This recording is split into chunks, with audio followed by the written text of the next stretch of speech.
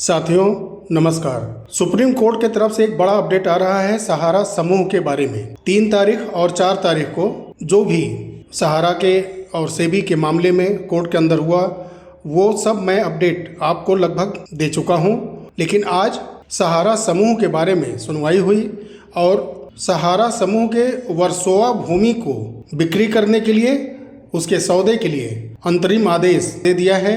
और साथ ही में 1000 करोड़ रुपए जमा करने का आदेश भी दिया है सहारा सेबी खाते में। और ये सब सुप्रीम कोर्ट ने तय किया है कि एक महीने के अंदर इस समझौते को आखिरी रूप देना है और 1 महीने के अंदर ही वर्सोवा भूमि का सौदा करके 1000 करोड़ रुपए सहारा सेबी रिफंड खाते में जमा कर देना होगा। वर्सोवा की जो भूमि है उसमें 106 एकड़ जमीन की बिक्री करने के लिए और कुछ वहाँ विकास के कार्य भी करने के लिए एक संयुक्त उद्यम समझौता 1 महीने के लिए किया गया है और इस 1 महीने के अंदर वर्सोवा की कुछ भूमि बिक्री करके 1000 करोड़ रुपए सहारा सेबी के खाते में जमा करना होगा। लेकिन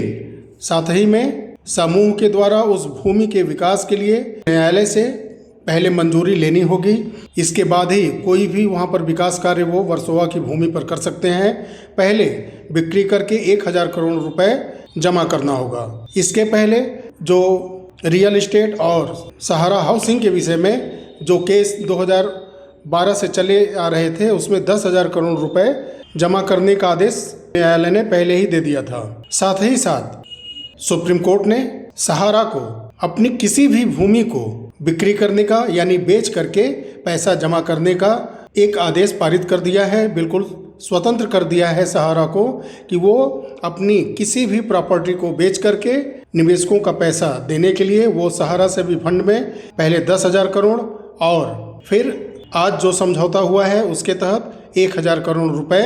जमा करना होगा। लेकिन एक उसमें माननीय सुप्रीम कोर्ट ने आदेश दिया है कि कोई भी भूमि किसी को भी बिक्री करने से पहले सर्वोच्च अदालत के पास जा कर के मंजूरी लेनी होगी। बिना सर्वोच्च अदालत के मंजूरी के वो कोई भी ज़मीन बिक्री नहीं कर सकते। यानी कि वो अपनी ज़मीन बिक्री तो कर सकते हैं लेकिन इसके लिए जब सौदा तय कर लेंगे तो वो फिर सर्वोच्च अदालत में जाएंगे और वहाँ से आदेश पारित होने के बाद उस भूमि का वो सौदा करेंगे और फिर उस पैसे को सहारा सेबी खाते में जमा करेंगे। और कोर्ट ने अपने आदेश में ये भी कहा है कि जो ये संयुक्त उद्यम भूमि विकास समझौता हुआ है अगर ये 15 दिनों के भीतर दायर नहीं किया जाता है तो वर्सोवा संपत्ति की स्थिति को यथास्थिति माना जाएगा जो पहले से चला आ रहा है। जो आज ये कोर्ट के अंदर तय हुआ है ये 15 दिन के अंदर किसी भी हालत में इसको लागू करना होगा। तीसरे पक्ष द्वारा यानी कि सहारा समूह के द्वारा 1000 करोड़ रुपए एस्क्रो खाते में रखी जाएगी। और साथ ही में सुप्रीम कोर्ट ने एक आदेश यह भी अपने पास रखा हुआ है कि शीर्ष न्यायालय अगर संयुक्त उद्यम विकास समझौते को मंजूरी नहीं देता है तो इस आदेश को वापस भी कर लिया जाएगा। यानी आप बिक्री करके 1000 करोड़ रुपए अगर समय से नहीं जमा करते हैं तो आदेश को वापस भी कर लिया जा सकता है। साथ ही में अगर कुछ भी उसमें आप ऐसा कार्य करते हैं जहां कोर्ट को ऐसा लगता है कि आप कुछ फिर अनलीगल एक्टिविटीज़ में आगे बढ़ रहे हैं तो वो जो संयुक्त उद्यम विकास समझौता है उसको रद्द कर सकता है, ऐसा कोर्ट का मानना है। सुप्रीम कोर्ट ने सहारा समूह के पुराने याचिकाओं पर पुनर्विचार करने के लिए एक जो आईए फाइल किया गया था कि जो पुराने आदेश हैं उन आदेश को पुनर्विचार करके सहारा को कुछ अंतरिम राहत पहुंचाने की कोशिश करे। यानी कि जो सेबी के पास जो पैसा सीआरसीएस को 5000 करोड़ देने के बाद जो बचा है उस पैसे को लेने के लिए इन्होंने एक आईए फाइल किया था कि सुप्रीम कोर्ट से ये आदेश जारी किया जाए कि वो जो बचा हुआ पैसा है वो पैसा सहारा को दे दिया जाए ताकि वो उस पैसे से अब क्या करना था उनको क्या नहीं करना था ये तो बात की बात है, क्योंकि उन्होंने स्पष्ट नहीं किया है कि वो पैसा मैं ले करके अपने ब्रांच से या ऑनलाइन किसी भी माध्यम से निवेशकों को पैसा दूंगा, ऐसा उन्होंने नहीं कहा था। एक आईए दायर किया था जिसमें उन्होंने कोर्ट से आग्रह किया था कि आप पहले के अपने आदेश पर पुनर्विचार करके ये आदेश जारी करें कि जो पैसा सेबी के पास बचा है वो सहारा को दे दिया जाए। उस पैसे का क्या होगा ये चीज़ स्पष्ट इन्होंने नहीं की थी और उस याचिका को माननीय सुप्रीम कोर्ट ने खारिज कर दिया। और जो पुराने सुप्रीम कोर्ट के आदेश थे जिसमें 24,000 करोड़ रुपए इनको जमा करना था, उसमें से जो 10,000 करोड़ रुपए बचा हुआ है वो उनको जमा करना होगा और अपने जो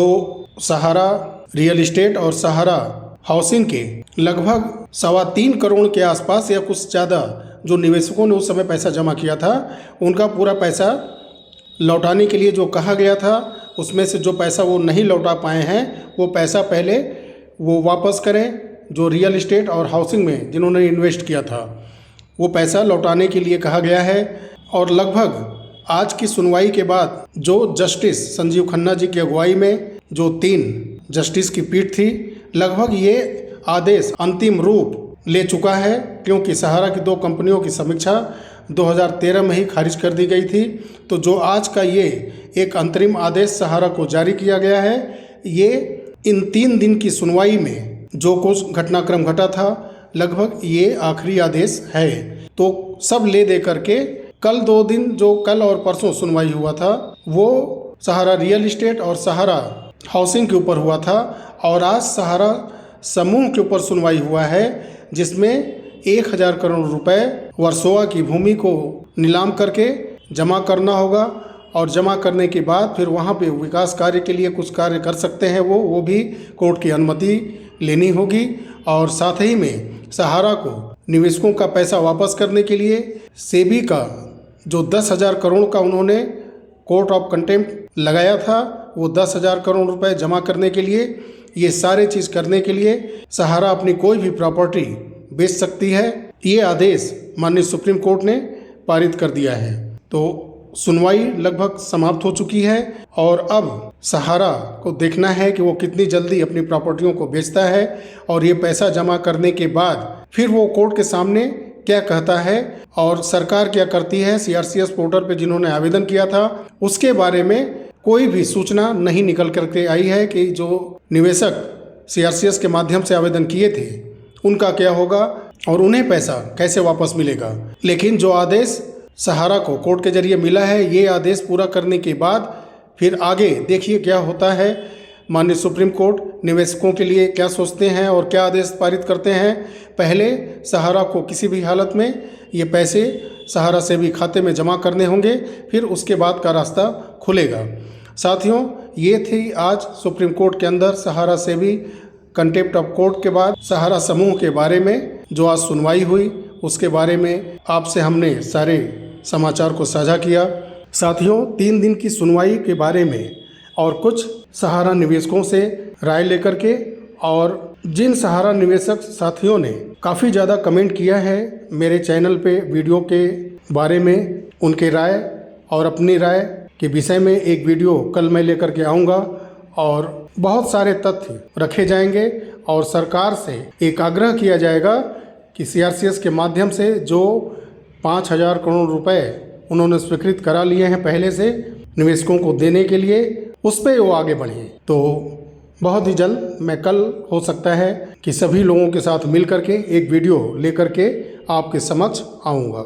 वीडियो अच्छा लगा हो तो लाइक करिएगा, वीडियो ज़्यादा से ज़्यादा शेयर करें ताकि अन्य सहारा निवेशकों को जागरूक किया जा सके, उनके तक ये सूचना जल्द से जल्द पहुँचे। चैनल पर अगर आप नए हैं तो चैनल को सब्सक्राइब करिए,